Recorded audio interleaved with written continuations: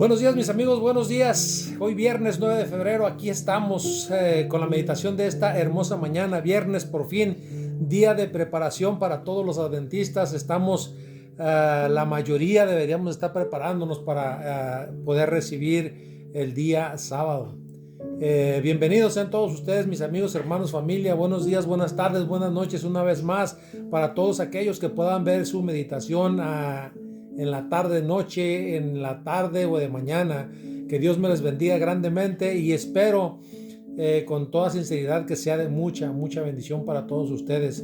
Vamos a estudiar y meditar lo que vimos a lo largo de la semana. ¿Qué vimos a lo largo de la semana? El título de nuestra meditación para esta semana fue, vamos a buscar aquí en el librito, en la lección 5, 6. Lección 6, me levantaré, fue el título de la meditación de esta semana de general, es me levantaré. Recuerdan ustedes que vimos el versículo para memorizar, dice, por la opresión del débil y por el gemido de los menesterosos, ahora me levantaré, dice el Señor, y salvaré a quien suspira. Salmos 12:5.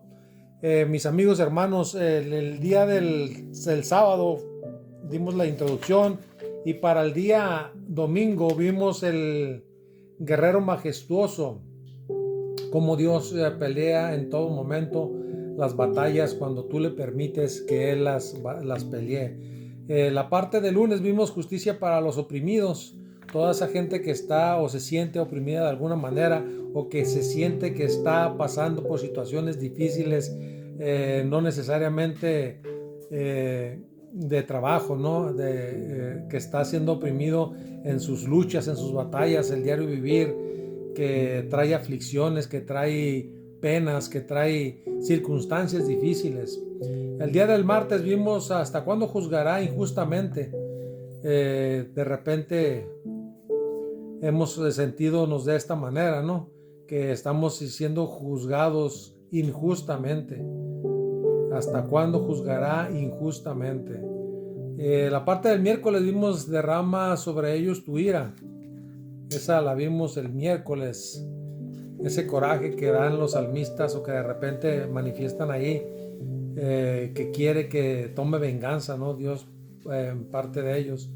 Y el juicio del Señor y el santuario, que vimos la parte de ayer, y vamos a estudiar y meditar hoy qué nos acontece a nosotros a lo largo de nuestros días, cómo es que Dios nos enseña al diario vivir, cómo nos va indicando cuando tú te sometes, no porque de repente no dejas tú, dice la palabra de Dios, dice, venid y dejar su yugo sobre el mío y yo os haré descansar. Esa es una promesa, eso es algo que tenemos que entender de esta manera. Cuando usted deja el yugo sobre Cristo, Dios promete que Él va a ayudar para que usted descanse. ¿Cómo es que va a surgir esto? Con el estudio de su palabra, con la oración y el que tú tengas o puedas compartirle las bienaventuranzas a todos aquellos que necesitan. Todos queremos una palabra de aliento todos los días, un consuelo que nos venga a indicar que aún a pesar de todo el sufrimiento vamos a encontrar esa respuesta que el ser humano no puede darnos, ¿no? Esa seguridad de que Dios está en el control de nuestras vidas y que Él va a suplir. Dice que Dios enjugará toda lágrima el día de que sea su venida y tenemos que confiar en eso. Tenemos que confiar en que va a llegar un día que ya no va a haber más lágrimas, ya no va a haber más dolor y que vamos a estar en esa tierra prometida. Yo personalmente vivo con esa promesa. Hay aflicciones, sí, muchas. Podemos ver pasajes bíblicos donde el enemigo de Dios se ha encargado de quitar, de destruir todas las bendiciones que Dios pueda darte, pero Dios siempre va a restaurarte. Y ejemplo de ella tenemos algunas historias, ¿no? Como la historia de David cuando buscó a Mefiboset, que le regresó por el pacto que había hecho él con su amigo, le regresó todas sus tierras y hubo bendición perdón, estoy equivocado con la historia. Preguntó el rey David si había descendencia de su amigo, ¿no? Que era quien me equivoqué con el nombre nada más, la historia es real. Y de alguna manera David devuelve a la descendencia de su amigo todo aquello que se le había sido arrebatado, ¿no? Por las circunstancias de la guerra en ese momento. Y así sucesivamente muchas de las historias que vemos, podemos ver cómo Dios restaura todo lo que el enemigo le quita al ser humano. Eh, Muchos de los salmos son protestas contra las indiferencias humanas ante las injusticias. Son un rechazo a aceptar el mal. No están motivados por el deseo de venganza, sino por el celo de glorificar el nombre de Dios. Por eso no es incorrecto que los justos se alegren cuando vean venganza de Dios sobre el mal, porque así se restablece en el mundo el nombre de Dios y su justicia. Salmo 58, 10 al 11, ahí podemos encontrar esta resolución que nos da, ¿no? Estos salmos obligan a levantar la voz central del mal y a anhelar la venida del reino de Dios en su plenitud. En ellos se nos da la seguridad del consuelo y la liberación divinos. El Señor se levantará. Es una promesa.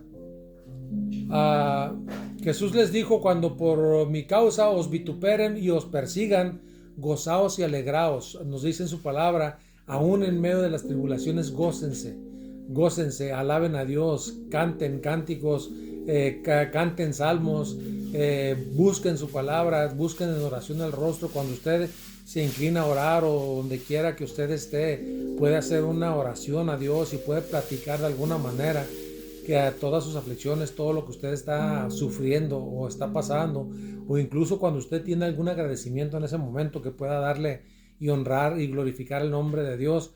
Es una satisfacción bien bonita que usted tiene que experimentar, no por palabras mías, sino porque usted lo aplique en su vida, porque realmente funciona. Señaló a sus oyentes que los profetas que habían hablado en el nombre de Dios habían sido ejemplos de aflicción y de paciencia. Santiago 5:10. Abel, el primer cristiano entre los hijos de Adán, murió como mártir. Enoc caminó con Dios y el mundo no lo supo. Noé fue encarnecido como fanático y alarmista. Otros experimentaron vituperios y azotes, y más que de esto, prisiones y cárceles, como en el caso del apóstol Pablo, ¿no? Hay infinidad de casos, de ejemplos que vienen a mostrarnos de qué manera Dios, el enemigo, hace estragos en la vida de sus siervos, y Dios siempre restaura. Uno de ellos que yo en especial no puedo olvidar y que siempre viene a mi mente es en uno de los mártires de Jesucristo, uno de los apóstoles de Jesús, el primer Esteban, que fue apedreado, ¿no? El primer discípulo que fue apedreado por causa del evangelio. Esteban fue uno de los mártires que yo lo traigo siempre en la mente, y de qué manera en el momento de su apedreamiento él dijo: Señor, perdónales, no les tomes en cuenta este pecado. Así es la actitud de los siervos de Dios, todos aquellos que se entregan fielmente a Dios, a sus promesas, y que confían en todas aquellas promesas que Dios tiene establecidas en sus pactos que nos da todos los días, que las cumple, y va a llegar el día en que van a enjugar tus lágrimas y no va a haber más dolor. Confía en esa promesa. Sigue diciendo aquí, dice que Noé fue encarnecido como fanático alarmista, otros experimentaron vituperios y azotes, y más de estos, prisiones y cárceles, dice, y otros fueron atormentados, no aceptando el rescate a fin de obtener la resurrección. Tenemos aquí preguntas que podemos dialogar, pero las voy a dejar yo para que usted las medite. Dado que es dolorosa la constatación del mal en el mundo, puede hacer que nos preguntemos si el Señor reina realmente. Ahora, ¿cómo podemos desarrollar una fe inquebrantable que nos mantenga firmes, o incluso que nos mantenga lejos de las tentaciones? ¿Cómo podemos? Hay 3 pasos que yo les he indicado a lo largo de este programa, de nuestras meditaciones. Número 1, la oración. Número 2, el estudio de la palabra. Y número 3, el que usted pueda llevar en obras, el que usted pueda ejemplificar de qué manera Dios trabaja en su vida, haciendo lo que la palabra de Dios le está indicando que haga. ¿Qué debería de decirnos la cruz acerca de Dios y su carácter? Medítelas. ¿Y qué le dice Dios acerca de su crucifixión y del carácter que mostró a lo largo de sus días en esta tierra? Número 2, ¿por qué es importante no confiar en medios humanos? ¿Por qué es importante? Porque Dios tiene el control de todo y probablemente muchas personas como yo, que estamos aquí al frente de una pantalla compartiéndoles este tipo de meditaciones, podemos decir cosas que la Biblia no dice, o hacemos decir a la Biblia cosas que no está diciendo. Y cuando tú confías en los seres humanos, por eso se cometen muchos errores, ¿no? Porque confiamos más en aquellos de afuera, ¿no? Los que están metiéndonos cosas del mundo, y no confiamos realmente en la palabra de Dios. Confiamos en Dios a ciegas, y confiamos más que nada en sus promesas. ¿Por qué es importante no confiar en los medios humanos? Medítelo. Autoridades o instituciones, también movimientos sociales, como sabiduría y solución finales para la justicia del mundo, sin confiar únicamente en la palabra de Dios y en el juicio de Dios. Normalmente siempre nos vamos en las autoridades o instituciones que nos están diciendo que Dios no existe, que Dios de alguna manera, o que fuimos hechos por el Big Bang, que le llaman, ¿no? Que somos materia, ¿no? Que fue esparcida de esa explosión, y no confiamos en que hay un control en todos los movimientos que Dios ha puesto. ¿Qué implicaciones prácticas podemos extraer de la verdad del santuario en el lugar del juicio divino? Con que podemos confiar que estamos siendo juzgados en este momento, y que Dios en su justicia va a darnos a nosotros el juicio justo, de acuerdo a la luz que tenemos, de acuerdo a lo que nosotros hayamos hecho en obras y en justicia, en comprensión y en expansión de su palabra, ¿no? Todo lo que tengamos de luz podemos enseñarlo a los demás conforme a lo que Dios nos ha dado. ¿Cómo podemos entender el lenguaje duro de algunos salmos? ¿Cómo nos ayuda esto, ese lenguaje, a vernos reflejados en la humanidad de quienes los escribieron? Mis amigos, hermanos, les comparto esta meditación, les invito para que escudriñen su palabra y que puedan meditar en ella.